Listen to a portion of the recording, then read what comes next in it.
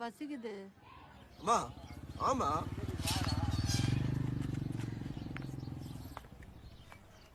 வாங்க சாப்பிடுமா. சாப்பிடுங்க சார்.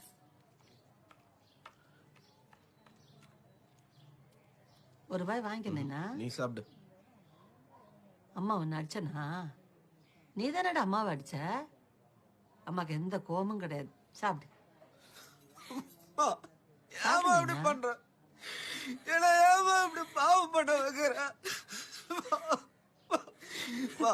அடிச்சுட்டு எல்லாரும்